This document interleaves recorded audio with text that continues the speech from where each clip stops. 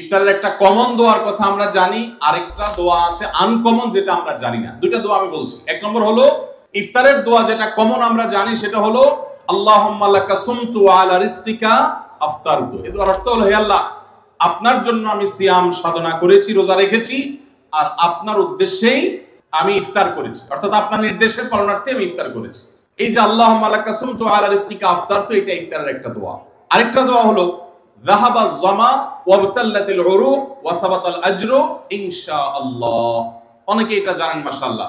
যাহাবা যামা মানে আমার পিপাসা দূর হয়ে গেছে, ওয়াবতাল্লাতিল উরুক আমার শিরা উপশিরাগুলো সব সিক্ত হয়ে গেছে, ওয়া সাবাতাল আজরু ইনশাআল্লাহ এবং আল্লাহ চাহেন তো এই রোজার বিনিময় আমার জন্য অবধারিত হয়ে গেছে।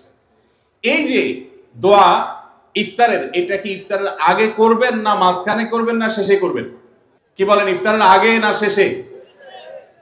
যারা যারা আগের পক্ষে তারা হাত তোলেন। মাশাআল্লাহ, বলো ভাইরা আমার, এই দোয়া ইফতারের পরে করবেন, আগে না। অনেকেই এই ভুলটা জানেন, অনেকে মনে করেন যে আগেই করতে হয়। আগে না, ইফতারের দোয়া কখন করবেন?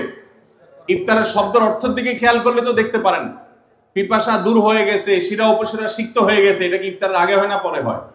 তাহলে আল্লাহুম্মা লাকা সুমতু আলা রিজকিকা আফতারতু, আল্লাহ তোমার জন্য রোজা রাখলাম, তোমার রিজিক দিয়ে ইফতার করলাম, এটা কি আগে না পরে?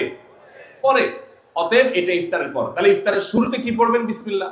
বিসমিল্লাহ বলে যে কোনো খাবার খান, ইফতারও খাবেন। ইফতার খেয়ে ফেলছেন, 2-4 লোকমা খেয়েছেন, একটু পানি খেজুর খেয়েছেন, তারপরে দোয়া পড়তে পারেন। আর চাইলে একদম শেষ করেও পড়তে পারেন। আর এটা নিজের ভাষায় পড়লে হয়ে যাবে, কিন্তু সুন্নাত হবে, বেশি উত্তম হবে নবীজির ভাষায় পড়তে পারলে, সরাসরি আরবি টেক্সটটা পড়তে পারলে। আল্লাহ আমাদেরকে তৌফিক দান।